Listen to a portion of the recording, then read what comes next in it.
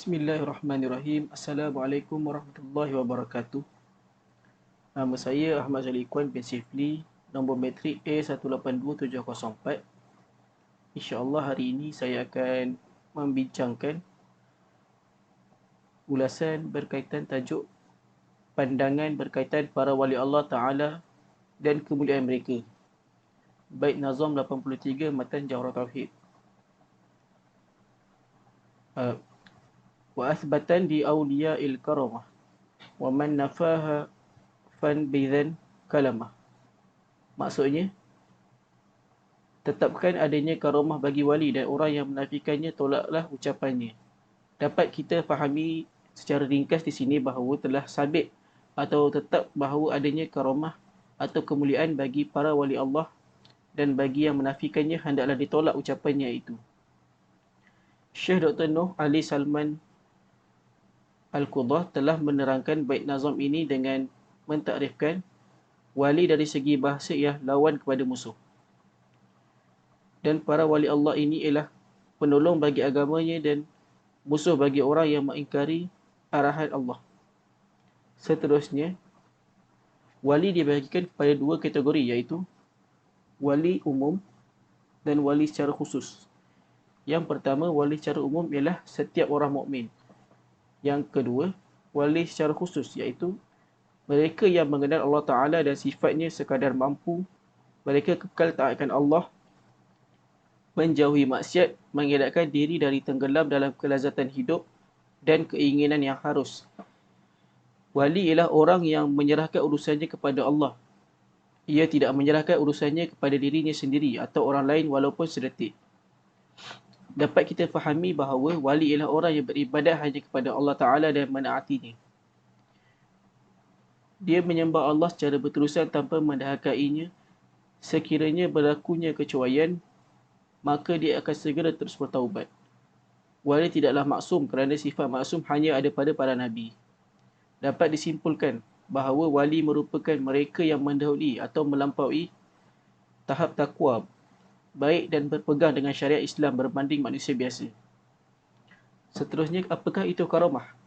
Karamah dari segi bahasa ialah perkara yang diberi kemuliaan kepada tetamu dan lain-lain. Ulama' mendefinisikan karamah sebagai perkara yang mencarikan adat. Tidak disertai dengan dakwaan sebagai nabi, tidak juga mukadimah atau permulaan menjadi nabi. Allah Ta'ala menzahirkan melalui tangan seorang hambanya yang nyata soleh, berpegang dengan mengikut nabi yang diberi tanggungjawab membawa syariat, disertai dengan iktikadnya yang benar dan beramal soleh. Dia tahu bahawa itu adalah karamah atau tidak. Kemudian, Dr. Syekh Nur Ali Salman Al-Qudah membahaskan makna mencarikan adat kepada 6 bentuk. Yang pertama, jika zahir melalui tangan Nabi, ianya mukjizat. Kedua, jika zahir melalui tangan seorang yang menjadi Nabi. Seseorang yang akan menjadi Nabi, ianya adalah irhas.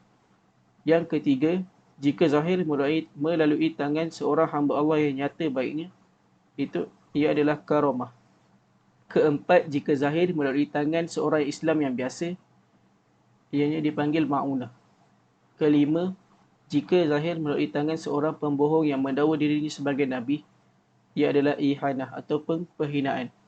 Yang terakhir, istidraj, iaitu zahir melalui tangan seorang yang fasik atau kafir. Dapat kita fahami bahawa yang zahir melalui tangan wali dipanggil sebagai karamah. Karamah ini telah sabit atau ditetapkan melalui dalil daripada Al-Quran dan As-Sunnah.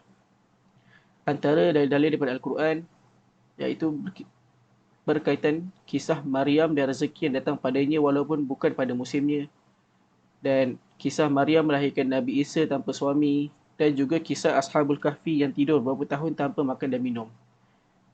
Seterusnya daripada As-Sunnah, antaranya adalah kisah Khubayb radhiyallahu anhu yang mati syahid dalam hadis riwayat Bukhari. Terdapat di sisinya anggur ketika dia ditawan di Mekah dalam keadaan diikat rantai besi. Sedangkan ketika itu tidak terdapat anggur di Mekah atau buah lain. Selain itu, hadis riwayat Bukhari mengatakan bahawa Usaid bin Hudayr dan seorang lelaki dari kalangan Ansar berada di sisi Rasulullah sedang bercerita tentang keinginan masing-masing dalam malam yang gelap. Apabila kedua-duanya keluar, maka bercahaya tongkat salah seorang dari mereka untuk menerangi kedua-duanya. Kedua-dua kisah di atas ini menunjukkan karamah para sahabat yang tercatat dalam hadis. Ini menunjukkan bahawa pensabitan karamah ini melalui Al-Quran dan hadis. Terdapat banyak lagi kisah-kisah yang berkaitan mengenai karamah dalam pelbagai kitab yang boleh dapati. Seterusnya, Syekh Nur Ali Qudah berpendapat bahawa sabitnya karamah dengan Al-Quran dan As-Sunnah. Maka tidak perlulah lagi dilihat kepada pendapat mereka yang menafikan karamah ini, tidak kira siapa pun mereka ini. Namun, masih ada kelompok yang mengingkari karamah ini.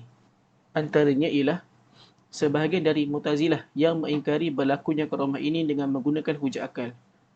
Bahawa sekiranya seorang wali ini diberikan karamah yang mencari keadaan, sudah tentu akan menjadi kesamaran dengan Nabi.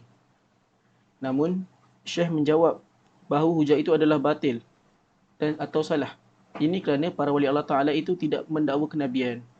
Dan tiada hujah yang lebih kuat lagi selepas Al-Quran dan As-Sunnah. Akhir sekali, sebagai kesimpulan atau penutup,